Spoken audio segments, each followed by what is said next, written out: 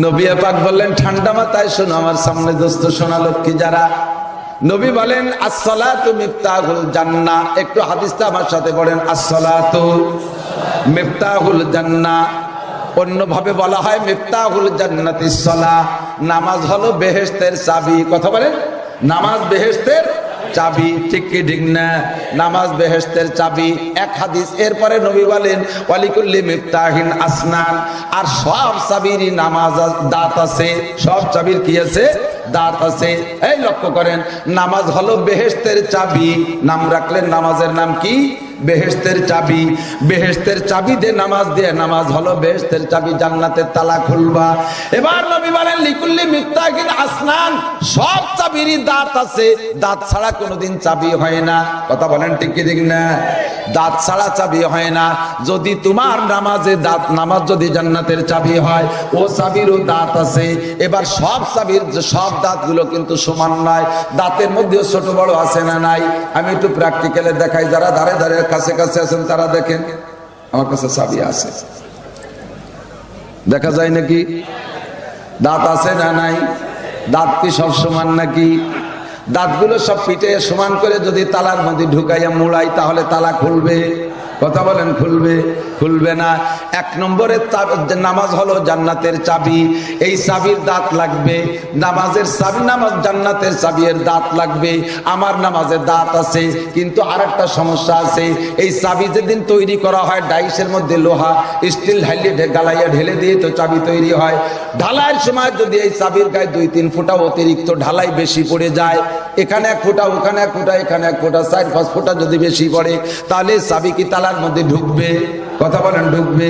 ঢুকবেও না, আপনার তালাও খুলবে না, জান্নাতের তালা খুলবে না। আল্লাহ নবী বলেন নাসির বলে দাও, নামাজগুলো বেহেশতের চাবি, এই চাবিতে জান্নাতের তালা খুলতে পারলেই এই চাবিতে জাহান্নামের তালা বন্ধ হয়, অন্যের দরজা বন্ধ হয়, আর রুজির দরজা খুলিয়া যায়। কিন্তু মুসলমান, তোমার নামাজের দাঁতগুলো আছে কিনা? নামাজ যে চাবি, এই চাবির দাঁতগুলো ঠিক আছে কিনা? নামাজ চাবির 3 প্রকারের দাঁত ইম্পর্টেন্ট, 3 প্রকার দাঁত। বড় দাঁত আছে 13টা, মাঝারি দাঁত আছে 14টা, এরপরে 3 নম্বর দাঁত আছে 28টা। বড় দাঁত হলো 13টা। আরকান হাকাম 13 ফরজ। জোরে বলেন, কয় ফরজ? আরকান হাকাম 13 ফরজ, এই 13টা বড় দাঁত। 14টা আছে দ্বিতীয় দাঁত, এই 14টা হলো ওয়াজিব। 28টা আছে সুন্নাতে মুআক্কাদা। খাড়ানোর মধ্যে 7টা, রুকুর মধ্যে 7টা, সিজদার মধ্যে 7টা, বসার মধ্যে 7টা, 4টা 28টি সুন্নাত। 3 নম্বর দাঁত তোমার নামাজ, যেই নামাজ দিয়ে তুমি অন্যের তালা বন্ধ করবা আর ন্যায়ের তালা তুমি খুলবা, জান্নাতের তালা খুলবা। বান্দা, তুমি লক্ষ্য কি করেছো তোমার সেই নামাজের চাবির দাঁতগুলো সঠিক আছে কিনা? 1 নম্বরে তুমি দাঁতগুলো দেখো।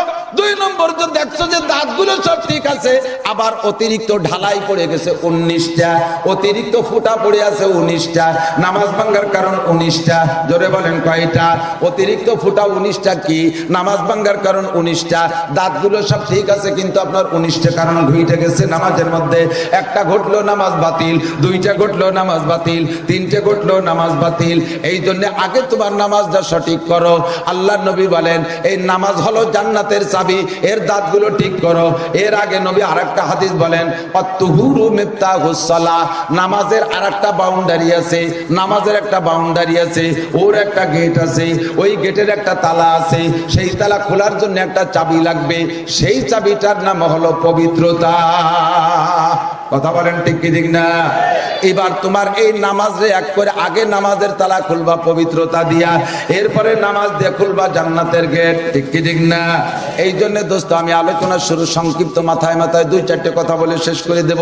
পবিত্রতা যদি আপনার ঠিক না থাকে তাহলে নামাজ হয় না। পবিত্রতার কাছে যে অধিকাংশ মানুষ আমরা ব্যর্থ। আল্লাহর নবী সাহাবী বর্ণনা করেন, তিরমিজি শরীফের হাদিস, মাররা রাসূলুল্লাহ সাল্লাল্লাহু আলাইহি ওয়াসাল্লাম বিকবরাইন, নবী পাকের সঙ্গে আমরা রাস্তা দিয়ে হাঁটতেছিলাম, ইতিমধ্যে রাস্তার পাশে 2টা কবর। এই কবরের কাছে গিয়ে নবী দাঁড়িয়ে গেলেন, আর সামনের দিকে হাঁটতেছেন না। আমরা বললাম ইয়া রাসূলুল্লাহ ইমশি, হুজুর সামনের দিকে চলেন। হুজুর কয় না দা, আর সামনে যাওয়া যাবে না। কেন যাওয়া যাবে না? হুজুর বললেন ইউআযাবানি ফি হাদাইল কবরাইন, এই 2টা কবরের মধ্যে আযাব দেওয়া হচ্ছে। সাহাবায়ে কেরাম বললেন কাইফা আরাফতা ইয়া রাসূলুল্লাহ, এই কবরে আযাব হচ্ছে কিভাবে বুঝলেন? হুজুর বললেন, কাশাফাল্লাহু বাইনা ইয়াদাইয়া, আল্লাহ পাক আমার সামনে কবর দুইটারে খুলে দিয়েছে। জোরে কোন সুবহানাল্লাহ। সাহাবায়ে কেরাম বললেন, ওগো নবী, কোন কারণে দুই কবরের মধ্যে আযাব হচ্ছে?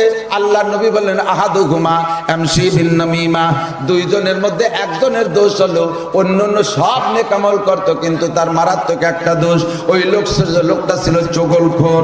চগলখোর বলতে যা বোঝেন আপনারা, লোকটা ছিল চগলখোর, সব কাম ঠিক আছে কিন্তু চগলখুরি করে বেড়াইতো, এর কারণে তার কবর আযাব হচ্ছে। দ্বিতীয় জনের দোষ হলো লা ইয়াস্তানজি ওয়ানিল বাউল, পেশাব থেকে পরিচ্ছন্নতা অর্জন করত না, পেশাব থেকে পরিচ্ছন্নতা অর্জন করার ব্যাপারে অলসতা করত, ঢিলাকুলুক ব্যবহার করত না। এক নম্বরে নিজের পেশাব থেকে এদিক তাকান। বাস্তবে যা আমাদের জানা আছে দোস্ত, সারা বাংলাদেশ ঘুরি আর এগুলো খোঁজ খবর রাখি, 90% পাবলিক, 90% পাবলিক নামাজি পাবলিক, বেনামাজিরা তো বাদ। বেনামাজিদের প্যান্টে 12 মাস কাল পেশাবের গন্ধ, কতক্ষণ ঠিক না? পেশাব করে ঢিলাকুলুক ব্যবহার করে না। আর যে টাইট প্যান্ট পরে, ও দিয়ে পেশাব একবারে ক্লিয়ার হয়ই না, আটা দেওয়ার পরও 5, 7, 10 ফুট পড়বেই পড়বে। তো ডেলি যদি 5 বার পেশাব করে আর 5, 7 ফুট করে এক জায়গা যদি পড়ে, তাহলে ডেলি প্রায় 50 গ্রাম পেশাব এক জায়গা। এরপরে যে মোটা প্যান্ট পরে, ও ডেলি ডেলি ধৌত করে না, সপ্তাহে একদিন ধোয়। তা 7 দিন পর্যন্ত যদি একই জায়গায় এই পরিমাণ পেশাব পড়ে, তাহলে সে জায়গাটার অবস্থা কি হয়? বিলেই মরা গন্ধ হয় না, কথা কয় না?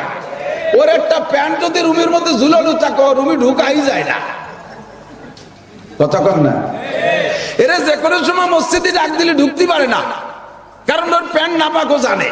কিন্তু যারা নামাজি মুসলমান, 90% মুসলমান পেশাব কইরা জাগাতে বদনা দিয়ে ধুয়ে উঠে চলে আসে, পানি দিয়ে ধুয়ে চলে আসে, ঢিলাকুলুক ব্যবহার করে না। কথা বলেন ঠিক ঠিক না?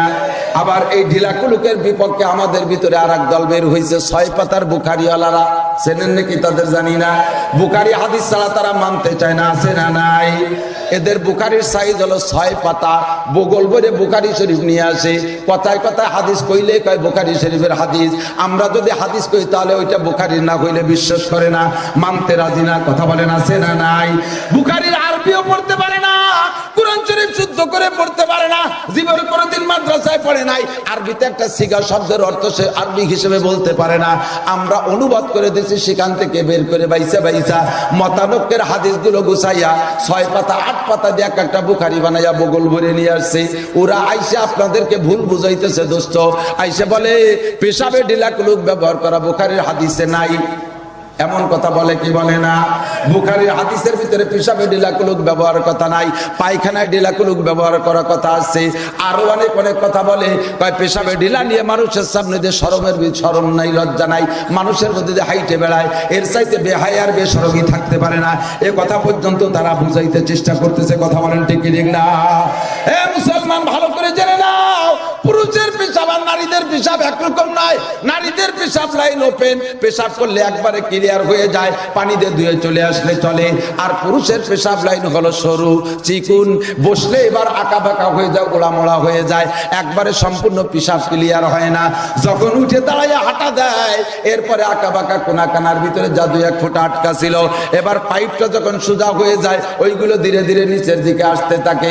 নিচের দিকে এসে তো নিশ্চয়ই পড়বে পানি, পানি তো নিশ্চয়ই পড়বেই। যে জায়গা এসে পড়বে ও জায়গা কেউ বদনা বালতি পাইতে রাখি নাই, ও জায়গা কোনো ঠিলে কলস পাতা নাই। কথা বলেন ঠিক ঠিক না? ওই পেশাবতে লাগবে গায়ে, লাগবে আপনার কাপড়ে, লাগবে কি লাগবে না? নামাজের 13 ফরজ, নামাজের যে নামাজ যে চাবি, ওই চাবির প্রথম বড়টা দাঁত হলো, বড় দাঁত হলো 13টা। তার মধ্যে 1 নম্বরে শরীর পাক, একটু বলেন 1 নম্বরে, 2 নম্বরে কাপড় পাক। 1 নম্বরে শরীর পাক, 2 নম্বরে কাপড় পাক। যারা পেশাবে ঢিলাকুলুক ব্যবহার করেন না, তাদের 1 নম্বরে শরীর না পাক, 2 নম্বরে কাপড় না পাক।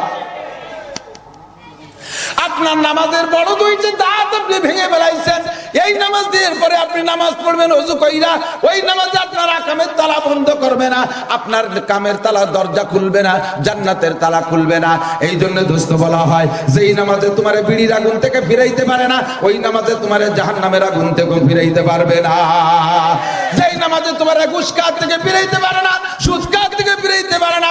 হে ঢাকা শহরের মহিলা, মহিলা যেই নামাজে তোমার বেপর্দা থেকে ফিরাইতে পারে না, যেই নামাজে তোমার উলাঙ্গা হইয়া রাস্তাঘাটে চলার থেকে ফিরাইতে পারে না, যেই নামাজে তোমার বোরকা মুখ খোলা বোরকা মাথা খোলা বোরকা পরার থেকে ফিরাইতে পারে না, যেই নামাজে তোমার বেহায়া বেশরমের থেকে ফিরাইতে পারে না রে মহিলা, ওই নামাজে তোমার জাহান্নামের আগুন থেকে ফিরাইতে পারবে না।